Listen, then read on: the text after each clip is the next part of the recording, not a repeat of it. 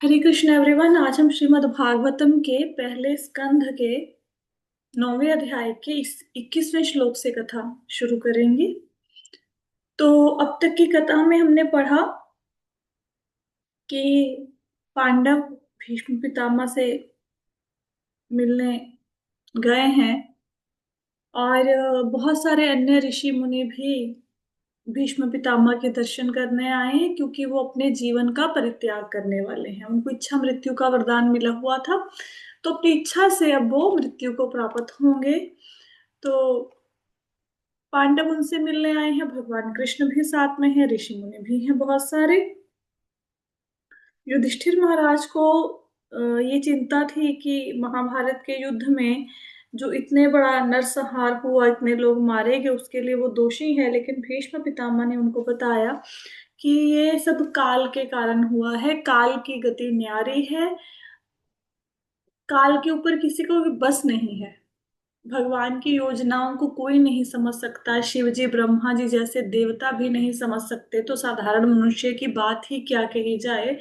तो जो कुछ हुआ, जो भी महाभारत का युद्ध हुआ, ये भगवान की योजना के अंतर्गत ही हुआ, इसमें आपका कोई दोष नहीं है। और उनको बताते हैं कि ये जो कृष्ण है ये स्वयं भगवान है, ये आप लोगों के बीच में आपके ममेरे भाई के रूप में रहते जरूर है, मनुष्य की तरह आचरण करते हैं, लेकिन ये पूर्ण पुरुषोत्तम भगवान है। और क्योंकि आपसे प्रेम है, इसलिए आपके दूत का, कभी सारथी का, कभी मित्र का, ये सारे पदों को वो स्वीकार करते हैं। ये भीष्म पितामह बता रहे हैं युधिष्ठिर महाराज को। आगे क्या कहते हैं भीष्म पितामह 21वें श्लोक में? सर्वात्मनः समदृशो हृदयस्य नः कृते तत्कृतं मतिवैषम्य निर्वध्यस्य न कवचित्। कहते हैं पूर्ण पुरुषोत्तम भगवान होने के कारण वे प्रत्येक के हृदय में विद्यमान हैं। वे सबों पर समान रूप से दयालु हैं और भेद अभेद के मिथ्या अहंकार से मुक्त हैं। अतएव वो जो कुछ करते हैं वह भौतिक उन्माद से मुक्त होता है। वे समदर्शी हैं। तो क्योंकि जो कृष्ण है वो भगवान है, तो पूरी सृष्टि में जितनी भी चीजें आपको नजर आती हैं वो भगवान से भिन्न कुछ भी नहीं है। अगर किसी चीज का अस्तित्व है, किसी वस्तु का, तो वो भगवान के कारण है। भगवान के कारण ही सब लोग सत्ता में हैं, अदरवाइज भगवान ना, अगर ना होते तो कुछ भी ना होता। तो भगवान तो हमेशा से थे, हैं, रहेंगे, और हम सब लोगों के हृदय में भी हैं परमात्मा के रूप में। क्या काम करते हैं परमात्मा के रूप में भगवान हमारे हृदय में? हमारे कर्मों के साक्षी बनते हैं, और पूर्व जन्म में जो हमने अच्छे बुरे कर्म किए हैं उनके फलों को भोगने के लिए हमें प्रेरित करते हैं। और भगवान क्या है? सब पर समान रूप से दयालु है, सबके ऊपर भगवान की कृपा एक जैसी बरस रही है। अब कई बार ऐसा लगता है कि नहीं, मेरे ऊपर भगवान की कृपा नहीं है, दूसरे के ऊपर ज्यादा हो रही है, मेरे प्रति भगवान दयालु नहीं है। ऐसा नहीं है। भगवान किसी से पक्षपात नहीं करते। हाँ, लेकिन जो भगवान के भक्त होते हैं उनकी भगवान स्पेशल टेक केयर करते हैं, वो भगवान को बहुत अधिक प्रिय होते हैं। अब कृपा हमारे ऊपर नहीं है, ये हमें ऐसा क्यों लगता है? क्योंकि हमने अपना पात्र ही उल्टा कर रखा है। जैसे बारिश हो रही है और बारिश का पानी किसी ने भरना है, तो दो लोग आए बाल्टी लेके बारिश का पानी भरने के लिए, एक की बाल्टी सीधी है और एक ने बाल्टी उल्टी कर दी। तो जिसने बाल्टी ही उल्टी कर दी उसके अंदर कहाँ से पानी आएगा, है ना? तो भगवान की कृपा तो निरंतर बरस रही है, लेकिन जो भगवान के गुणगान में, उनकी महिमा में, उनके यशगान में लगे रहते हैं और उनके नाम का प्रचार करते हैं बाकी लोगों को, उनकी जो हरि नाम की कृपा है उनके ऊपर भगवान की कृपा ज्यादा होती है। ठीक है?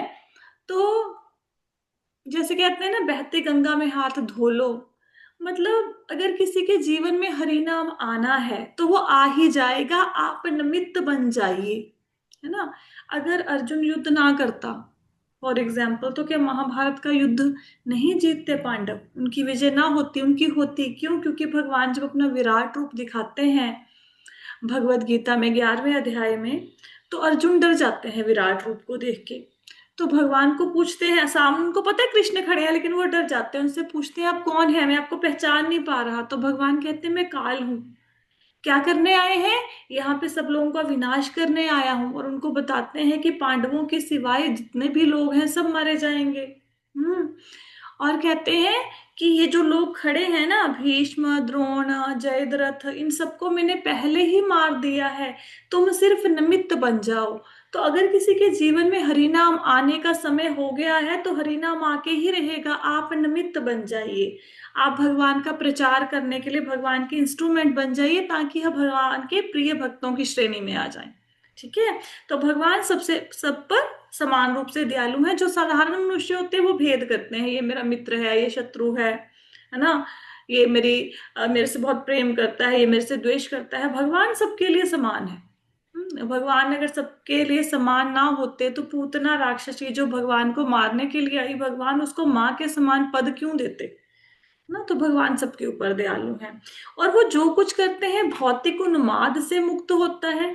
इसका अर्थ क्या है? इसका अर्थ ये है कि भगवान जैसे हम लोग कोई कर्म करते हैं, है ना, तो हम अच्छा बुरा देख के कर्म कर रहे हैं।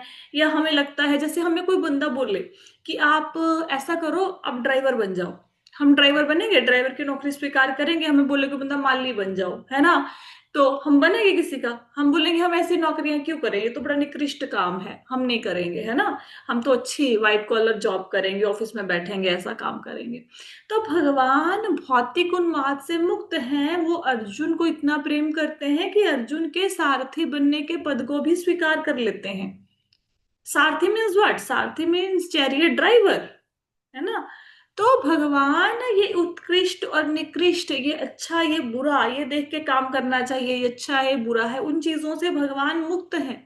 हम्म। अब हम बोलेंगे ये जूठन है, हम क्यों खाएं, हमें खानी भी नहीं चाहिए, बट ऑब्वियस है, लेकिन भगवान तो ग्वाल वालों के मुख से छीन छीन के खा रहे हैं, है ना। वो भगवान है। हम चोरी करें तो क्या होगा? पुलिस पकड़ के लेके जाएगी। भगवान चोरी करते हैं, माखन चोर कहलाते हैं। हम लोग भजनों में उनकी लीला का गुणगान करते हैं। तो भगवान जो करते हैं वो भौतिक उन्माद से मुक्त होता है। वे समदर्शी हैं, सबके लिए समान है, समान रूप से भगवान की कृपा वितरित हो रही है। आगे चलते हैं। तथाप्य एकांत भक्तेषु पश्य भूपानुकंपितम् जन्मे सत्य त्यजतः साक्षात कृष्णो दर्शनम आगतः। सबों पर समान रूप से दयालु होते हुए भी वे अब कृपा पूर्वक मेरे समक्ष आए हैं, जब मैं मेरे जीवन का अंत कर रहा हूं, क्योंकि मैं उनका अनन्य सेवक हूं। तो पहले तो भीष्म पितामह ने युधिष्ठिर महाराज की चिंता दूर करी कि भाई आप महाभारत के युद्ध का कारण नहीं हो, ये भगवान की इच्छा से हुआ है। ठीक है। अब वो भगवान की स्तुति कर रहे हैं। पहले तो युधिष्ठिर महाराज को बताया कि ये जो भगवान है, ये कृष्ण है, ये कौन है, ये भगवान है, उनकी महिमा का गान किया। अब धीरे धीरे भीष्म पितामह भगवान की स्तुति की ओर बढ़ रहे हैं। ठीक है। लेकिन बीच में युधिष्ठिर महाराज उनसे प्रश्न करेंगे धर्म के विषय में, तो फिर युधिष्ठिर महाराज को उपदेश देंगे भीष्म पितामह। अगर आप महाभारत पढ़ेंगे तो महाभारत में बहुत विस्तृत वर्णन है कि भीष्म पितामह और युधिष्ठिर महाराज के बीच में क्या बातचीत हुई, उन्होंने कैसे धर्म का उपदेश दिया युधिष्ठिर महाराज को। लेकिन यहाँ पे थोड़ा संक्षेप में वर्णन है श्रीमद् भागवतम में। कहते हैं कि जो भगवान है सबके ऊपर दयालु हैं, लेकिन मेरे ऊपर उनकी कृपा स्पेशल है। क्यों स्पेशल है? क्योंकि मैं उनका सेवक हूं। भीष्म पितामह देखो, अभी वो तो मृत्यु शैया पे पड़े हैं, बाणों की शैया पे, वो तो भगवान के पास नहीं जा सकते। लेकिन वो भगवान के भक्त थे, उनको पता था कृष्ण भगवान है, इसलिए अपने प्रिय भक्त को दर्शन देने के लिए भगवान स्वयं आए हैं। की बार बहुत बार ये संदेह होता है कि मृत्यु के समय, वैसे तो हम हरि नाम का जाप करते हैं, लेकिन मृत्यु के समय अवस्था तो पता नहीं कैसी होगी। कोई व्यक्ति कोमा में होता है, कोई व्यक्ति आ, बेहोशी की हालत में होता है, किसी व्यक्ति को सूरत ही नहीं होती। मैं तो, मतलब कुछ लोगों को देखा है कि काफी देर पहले वो अपनी लाइक वो दिमागी हालत उनकी ऐसी हो जाती है कि कंसंट्रेट नहीं कर पाते भगवान के नाम पर। तो उस समय क्या होगा अगर मृत्यु के समय हमारे मुख से भगवान का नाम ना निकला? तो अगर आप भगवान की पूरा जीवन भगवान का नाम लेते हो, भगवान की सेवा करते हो, तो अगर मृत्यु के समय आप किसी कारणवश मुख से भगवान का नाम नहीं भी निकला, तब भी आप भगवान को याद करना पाए चाहे ना कर पाए, भगवान आपको याद करेंगे, वो आपको लेने आएंगे। तो उसके लिए लेकिन ये जरूरी है कि पूरे जीवन में नाम जाप किया हो, है ना। अब नाम जाप नहीं किया तो फिर उसका तो कोई फायदा है नहीं। हम्म। तो भीष्म पितामह नारायण के रूप में भगवान की भक्ति करते थे। उनके आराध्य देव जो थे, इष्ट देव थे, वो नारायण थे। चतुर्भुज रूप में भगवान की वो पूजा करते थे। तो भगवान श्री कृष्ण जो स्वयं नारायण भी हैं, उनके समक्ष उपस्थित हुए क्योंकि वो उनके सेवक हैं। आगे कहते हैं, भक्त्या विश्य मनो यस्मिन् वाचा यन्नाम कीर्तयन्त यजन कलेवरम योगी मुच्यते काम कर्म भी। वे पुरुषोत्तम भगवान जो एकाग्र भक्ति तथा चिंतन से एवं पवित्र नाम के कीर्तन से भक्तों के मन में प्रकट होते हैं, वे उन भक्तों को उनके द्वारा भौतिक शरीर को छोड़ते समय सकाम कर्मों के बंधन से मुक्त कर देते हैं। तो यहाँ पे क्या बताया गया है कि प्रभुपाद जी अपने तात्पर्यों में लिखते हैं कि योगी, यहाँ पे जो योगी शब्द आया है, योगी का अर्थ क्या है? योगी का मतलब ये नहीं है कि जो व्यक्ति तपस्या करने जंगल में चला गया, एक टांग पे खड़ा हुआ है, उसको योगी कहा जा रहा है ना। योगी का मतलब क्या है कि जब भी आप भगवान का ध्यान करने बैठे, भगवान का नाम लेने के लिए बैठे, उस समय सिर्फ और सिर्फ भगवान का ही ध्यान करें। भगवान की सेवा में लगे हुए हैं तो भगवान की सेवा के विषय में ही सोचें। 100% उस समय अपने मन को, हालांकि मन तो चंचल है, मन तो इधर उधर भागता है। अर्जुन भी तो यही कहते हैं ना, जब भगवान उनको योग पद्धति बताते हैं कि भाई योग योग कैसे होएगा, योग के लिए घर बार त्यागो, एकांत स्थान पे जाओ, आसन ना नीचा हो ना ऊंचा हो, कुशा बिछाओ, उसके ऊपर फिर मुलायम वस्त्र बिछाओ, फिर नाक के अगले सिरे को देखना शुरू करो, वहां पे दृष्टि लगाओ, पीठ रीढ़ की हड्डी गर्दन सिर बिल्कुल सीधे रखो, फिर इंद्रियों को मन को विषयों से हटाओ, मन को एकाग्र करो, इंद्रियों को संयमित करो, फिर भगवान का ध्यान करो। अर्जुन ने जैसे सुना वो तो भाग लिया।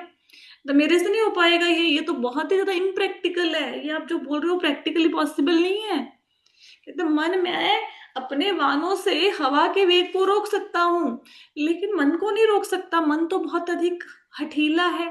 तो भगवान ने क्या कहा इस प्रश्न के उत्तर में? भगवान कहते वाकई में ये सत्य है कि मन को वश में करना बहुत कठिन है, लेकिन अभ्यास के द्वारा किया जा सकता है।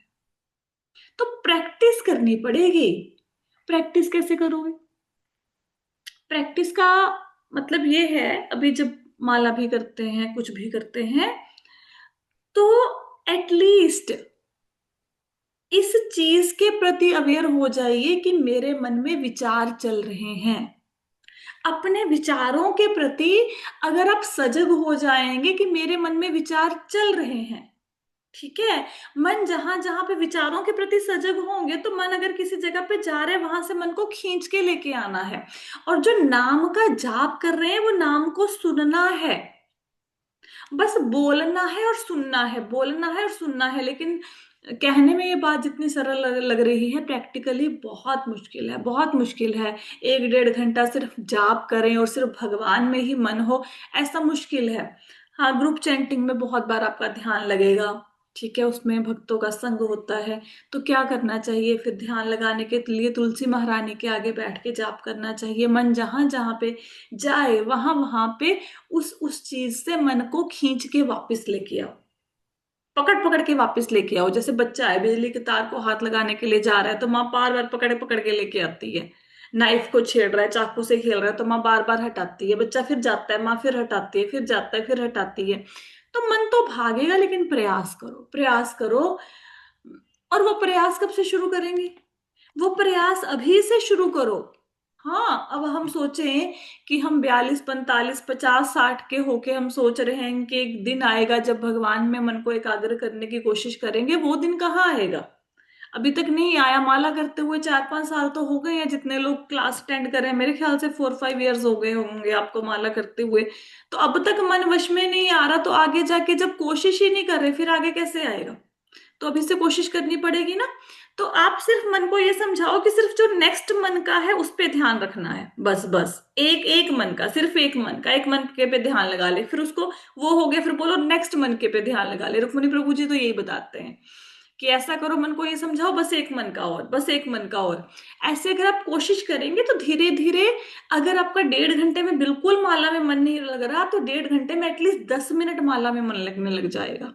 1.5, 2 घंटे लग जाते हैं ना माला करने में, 16 माला करने में।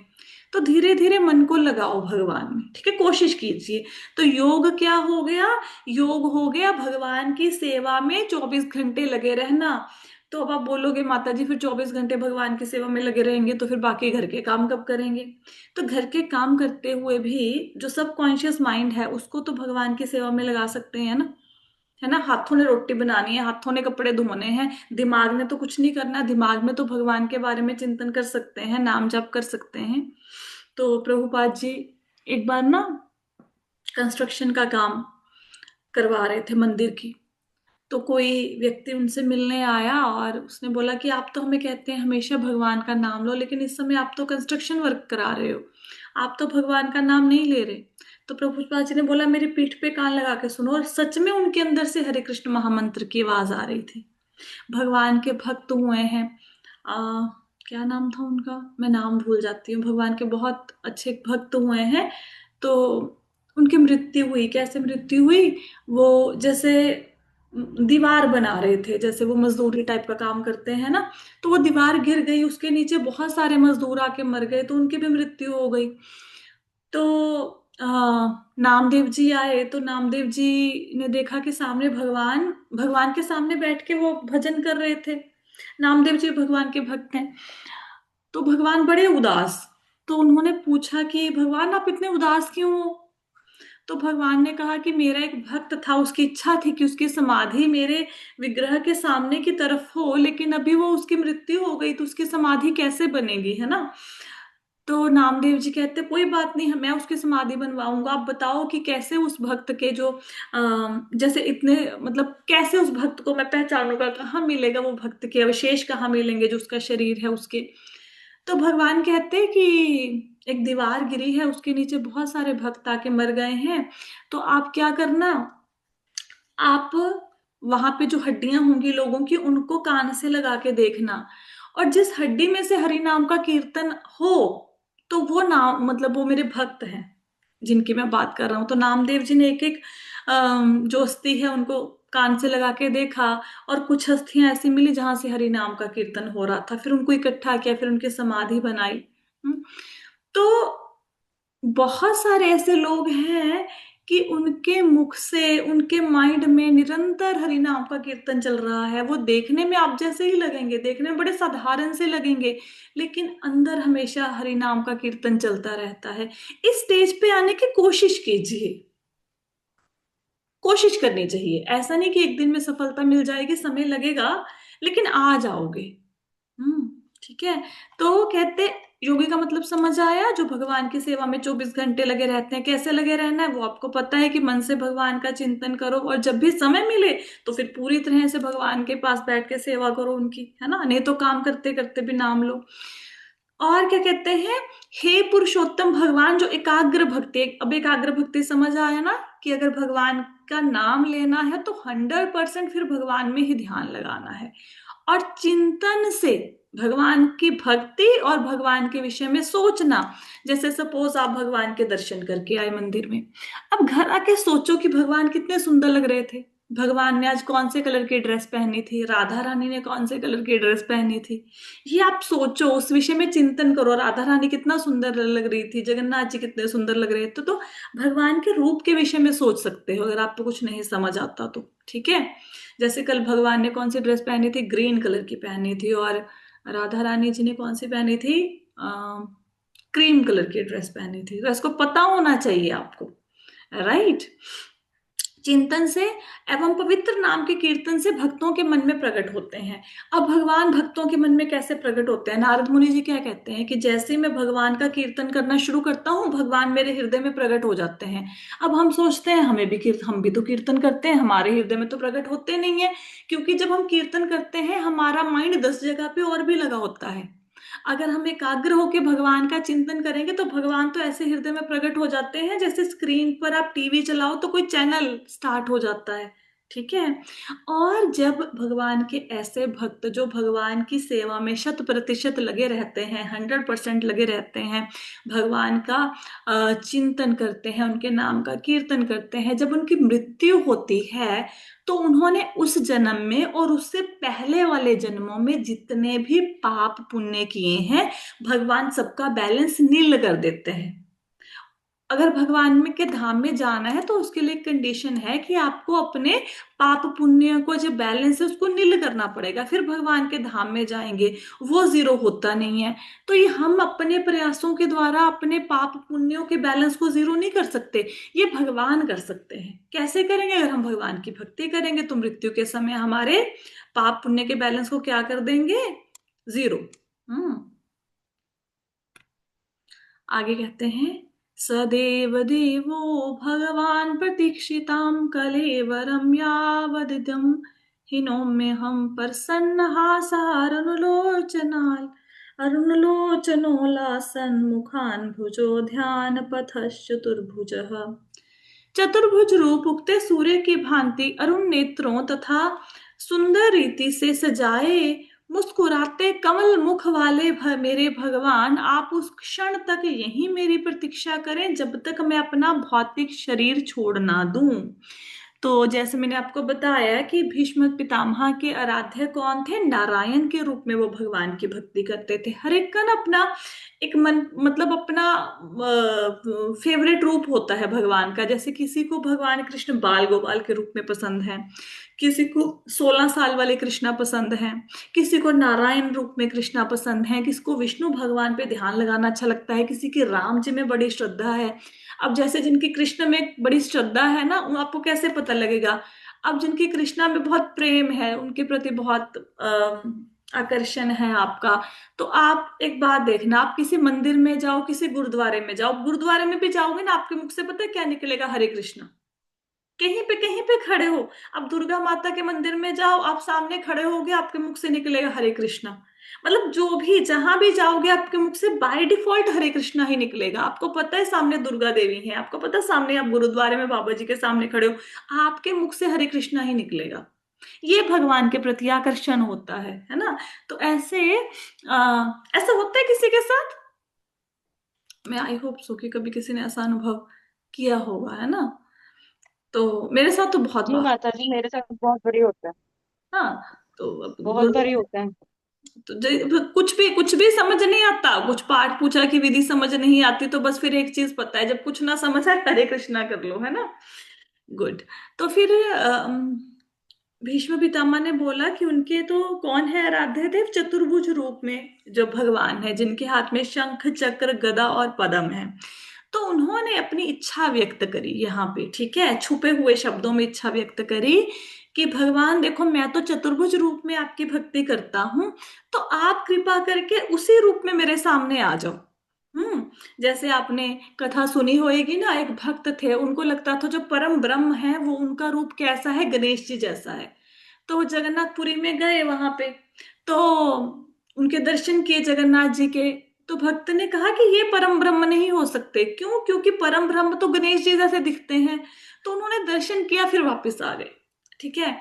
तो फिर जगन्नाथ जी ने देखा, अरे मेरा भक्त जा रहा है। उन्होंने द्वारपाल को बताया, जैसे उनको ऐसे उसको अनुभूति हुई कि उनको बताया कि उस भक्त को लेके आओ, उसको मेरे दर्शन करने हैं गणेश जी के रूप में। तो वो गए, सरकारी अधिकारी उनसे बोला कि भाई आपको भगवान बुला रहे हैं, आपको याद कर रहे हैं, आपके इच्छित रूप में आपको दर्शन देंगे। तो फिर भक्त को जगन्नाथ जी ने गज रूप में दर्शन दिए, क्योंकि उनको लगता था भगवान कैसे दिखते हैं? वो गणेश जी गजराज जैसे दिखते हैं। तो अभी भी आप देखोगे स्नान उत्सव जब होता है तो उसके बाद भगवान को जो सजाया जाता है, भगवान का जो श्रृंगार होता है वो गजराज के रूप में होता है। तो हर एक भक्त का अपना अपना भाव है। तो यहाँ पे भीष्म पितामह चाहते हैं कि भगवान चतुर्भुज रूप में उनके सामने प्रकट हो जाएं और तब तक वहां पे रुके रहें जब तक भगवान भीष्म पितामह अपना शरीर त्याग ना दें। तो भीष्म पितामह तो अपनी मर्जी से शरीर को त्यागेंगे, जब चाहे जा सकते हैं, उनको तो इच्छा मृत्यु का वरदान मिला हुआ है। लेकिन फिर भी वो कह रहे हैं कि आप चतुर्भुज रूप में फिर क्यों कह रहे हैं चतुर्भुज रूप में रहो? वो भगवान के रूप के ऊपर अपना ध्यान एकाग्र करना चाहते हैं कि मन से सारा कुछ नहीं सोचना चाहते, पांडवों के बारे में भी नहीं सोचना चाहते, इस समय किसी के बारे में भी नहीं, हस्तिनापुर के बारे में भी नहीं, वो सिर्फ और सिर्फ भगवान के ऊपर अपना ध्यान केंद्रित करना चाहते हैं। इसलिए वो कहते हैं कि आप चतुर्भुज रूप में मेरे सामने प्रकट हो जाएं और जब तक मेरे प्राण ना निकले आप मेरे सामने रहें। सूत उवाच युधिष्ठिर तत् अकर्ण्यः शयानं शरपञ्जरे अपृच्छत विविधान् ऋषीणां अनुशृण्वताम्। सूत गोस्वामी ने कहा, विश्वदेव को इस प्रकार आग्रह पूर्ण स्वर में बोलते देखकर महाराज युधिष्ठिर ने समस्त महर्षियों की उपस्थिति में उनसे विभिन्न धार्मिक कृत्यों के अनिवार्य सिद्धांत पूछे। अब उनकी बातों से समझ आ गया युधिष्ठिर महाराज को कि अब भीष्म पितामह क्या है, शरीर को त्यागने वाले हैं। फिर भगवान कृष्ण ने युधिष्ठिर महाराज को प्रेरित किया कि अभी शरीर को त्यागने वाले हैं, फटाफट से धर्म के सिद्धांत तो पूछ लो, धर्म के प्रिंसिपल क्या होते हैं। 12 महाजनों में से एक महाजन है, तो आप भीष्म देव से धर्म के बारे में पूछें इस समय, ठीक है? तो क्यों पूछे? ताकि वहां पे जितने भी लोग हैं वो देख सके कि भीष्म पितामह कितने महान है, महाजन है, और उनको धर्म के सिद्धांतों का कितना भली भांति पता है, और बाकी लोग भी इससे प्रेरणा ले सके, ठीक है? हालांकि जिस स्थिति में भीष्म पितामह थे उस स्थिति में उनसे क्वेश्चन पूछा नहीं जाना चाहिए था, क्योंकि वो बहुत ज्यादा पीड़ा में थे। हमारे कांटा भी चुभ जाता है, हम कितना हाय हाय हाय करते हैं, कोई तवा भी लग जाए गैस पे रोटी सेकते हुए, हम कितना हाय हाय मचाते हैं, है ना? लेकिन भीष्म पितामह की बॉडी में हर पार्ट में बाण लगे हुए हैं, तो शारीरिक कष्ट बहुत है। लेकिन फिर भी भगवान क्यों कह रहे हैं कि इतने शारीरिक कष्ट के बाद भी क्वेश्चन पूछो? क्योंकि भगवान कृष्ण ये बताना चाहते हैं कि जो मेरे शुद्ध भक्त होते हैं उनका शरीर और मन पूरा स्वस्थ होता है, चाहे देखने में वो कैसा भी लगे। अब आप देखो, जैसे प्रेमानंद जी महाराज हैं, आप शारीरिक तौर पे तो कितना कष्ट है ना? लेकिन फिर भी उनके चेहरे का नूर देखो, किसी और व्यक्ति की ये हालत होती तो ऐसा चेहरे पे तेज थोड़े ना होता। तो भगवान के जो भक्त होते हैं उनके शरीर मन हमेशा स्वस्थ रहते हैं, भौतिक दृष्टि से वो जैसे मर्जी लगे, है ना? और युधिष्ठिर महाराज ये भी भगवान कृष्ण उनसे इसलिए भी बोल रहे थे कि भीष्म पितामह से धर्म के सिद्धांत पूछो, क्योंकि वो भीष्मदेव की महिमा को स्थापित करना चाहते थे। कि मतलब वो अपने से ज्यादा अपने भक्त की श्रेष्ठता को स्थापित करना चाहते थे। वो ये दिखाना चाहते थे कि देखो, युधिष्ठिर महाराज को मेरे समझाने पे समझ नहीं आया कि महाभारत के युद्ध के कारण वो नहीं है, लेकिन भीष्म पितामह के समझाने से आ गया, मतलब मेरे भक्त मेरे से भी अधिक बढ़कर हैं।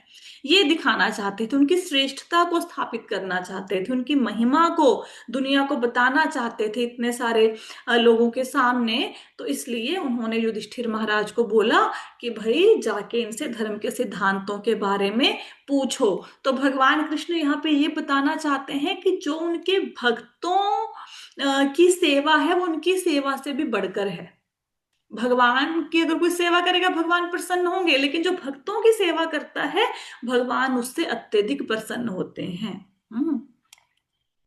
आगे कहते हैं, पुरुषः स्वभाव विहितान् यथा वर्णम यथाश्रमम रागोपाधि वैराग्य उपाधिभ्याम अमनात उभय लक्षणान्।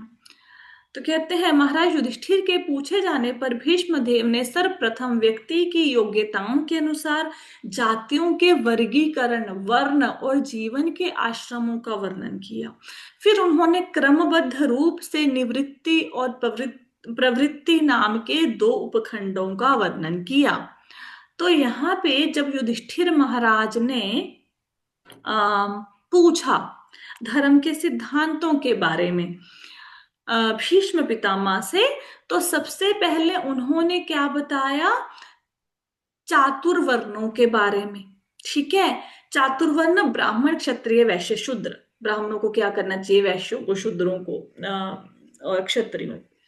फिर आश्रमों के बारे में बताया, जीवन के आश्रम चार: ब्रह्मचर्य, गृहस्थ, वानप्रस्थ, सन्यास। तो ब्रह्मचारी का क्या कर्तव्य है, गृहस्थी को क्या करना चाहिए, वानप्रस्थी को, सन्यासी को। ठीक है, तो वैसे आप लोगों ने भगवत गीता पढ़ी है, तो गृहस्थी का क्या कर्तव्य है, गृहस्थी को क्या करना चाहिए? हम्म। आप माता जी अपने माता गृहस्थी जी, को संभालते भगवान का स्मरण में हमेशा याद रखना चाहिए, क्या करना करते चाहिए? रहना चाहिए। हाँ, नाम जप। और नाम हर जप। एक कार्य को माता जी भगवान पे, मतलब भगवान का नाम लेते हुए पर करना बीच चाहिए। में भगवान को दूसरा, लेके। गुड। तो गृहस्थी का कर्तव्य है, देखो गृहस्थी को ना आप ये समझो कि चार आश्रम है: ब्रह्मचर्य, गृहस्थ, वानप्रस्थ और सन्यास। जो ब्रह्मचर्य है वो तो पैसा कमाने नहीं जाएंगे, वानप्रस्थी बिल्कुल नहीं जाएंगे, वो तो जंगल में जो कुछ मिलेगा वही उसी से जीवन का गुजारा करेंगे। सन्यासी भी नहीं जाएंगे।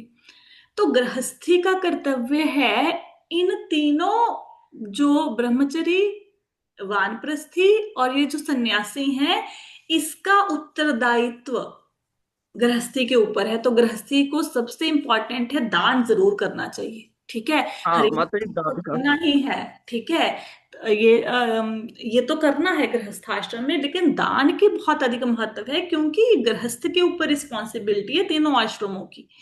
तो हमें दान जरूर करना चाहिए। ठीक है, कितना करना चाहिए? अपनी समर्था से थोड़ा सा ज्यादा। ठीक है, जितनी समर्था है उससे थोड़ा सा ज्यादा दान करना चाहिए। और दान देने से कभी धन की कमी नहीं होती। कभी भी देखना आप, कभी भी जो व्यक्ति दान देता है उसे जीवन में कभी किसी प्रकार की कमी रहती ही नहीं है। हाँ, तो प्रकृति का नियम है, जैसा करोगे वैसा आपके पास वापस आएगा। तो अगर आप, और ये पता होना चाहिए दान करना किसको है, कैसे करना है, किस स्थान पर, किस काल में किसको करना है, ये पता होना चाहिए। ठीक है, चलो, जीवन के आश्रमों का वर्णन किया। तो उन्होंने क्या बताया? चतुर्वर्णों के बारे में बताया, चार आश्रमों के बारे में बताया। तो इसका सारा कंप्लीट वर्णन आपको मिलेगा कहाँ पे? महाभारत के शांति पर्व में इसका बहुत बहुत डिटेल्ड वर्णन मिलेगा आपको। ठीक है, फिर उन्होंने क्या बताया? भीष्म देव ने, यहाँ पे बहुत सुंदर प्रभुपाद जी ने बताया है। प्रभुपाद जी ने लिखते हैं कि भीष्म देव ने सभी मनुष्यों के लिए 9 योग्यताएं बताई हैं। क्रोध ना करना, ये तो आउट ऑफ सिलेबस है ना ये तो क्रोध ना करना, ये कैसे कर लेंगे? ये तो बहुत ही मुश्किल हो गया है ना, जैसे बच्चे कहते हैं ना, आउट ऑफ सिलेबस क्वेश्चन आ गया ये, है ना। क्रोध ना करना, कोशिश करनी चाहिए ना करे। झूठ ना बोलना, ये उससे भी परेशानी वाला काम है ना। तो हम कैसे झूठ बोलते हैं? हमने फ्रेंड को बताना है, अरे तू मिलने आ रही थी, मिलने नहीं आई, कहाँ पे है? अरे बस बस मैं पहुंचने वाली हूँ। पत्नी पूछेगी पति से, कहाँ पे हो, घर नहीं आए अभी तक? अरे अरे मैं घर के बाहर ही हूँ, बस पहुंचने वाला हूँ। झूठ तो एक्चुअली हम बहुत सारी ऐसी बातों के लिए झूठ बोलते हैं, यहाँ पे झूठ बोलना आवश्यक नहीं होता। इतनी ज्यादा आदत पड़ चुकी है कि जरूरी नहीं है झूठ बोलना, स्टिल वहां भी बोल देंगे, है ना। धन संपदा का समान वितरण करना, चलो समहाउ डुएबल, लेकिन फिर वो लालच है यहाँ पे, ये कैसे कर पाएंगे? बीच में लालच आ जाएगा, है ना। अब वो बंदा बोले 2 लाख रुपए कमाते हो, लाख भगवान को दे दो, लाख खुद रख लो, कर पाएंगे? कैसे करेंगे, है ना। चलो, करना चाहिए। क्षमा करना, ये सबसे असहनीय कार्य है। क्षमा करना कैसे करते हैं? उन्होंने तो जी हमारे पूरे प्राण ही हर लिए, ऐसी ऐसी बातें बोली, क्षमा कैसे कर दें? पकड़ के रखेंगे, जिससे क्रोध है, जिससे मनमुटाव है, जिंदगी भर आखिरी सांस तक क्षमा नहीं करेंगे, है ना। अपनी वैद्य पत्नी से ही संतान उत्पन्न करना, चलो समहाउ डुएबल, है ना। मन से शुद्ध और शरीर से स्वच्छ रहना, तो शरीर से स्वच्छ रहने के लिए मिनिमम 2 टाइम स्नान करना, है ना। और मन से शुद्ध, वो तो हरि नाम संकीर्तन से शुद्ध होगा। किसी के प्रति शत्रु भाव ना रखना, तो अगर किसी ने बुरा कर भी दिया तो सहन कर लो, शत्रु भाव ना रखो। सरल होना, डिप्लोमेटिक नहीं होना। ठीक है, सेवकों या आश्रितों का पालन करना, जो आपके ऊपर डिपेंडेंट है उनका पालन करना, ये सब मनुष्यों की योग्यताएं हैं, है ना। हम तो कलयुगी हैं, तो हमें ये योग्यताएं कैसे आएंगी? तो एक काम कर लो भाई, हरि नाम का जाप कर लो। अगर कुछ नहीं हो पा रहा तो हरि नाम का जाप तो कर ही लो।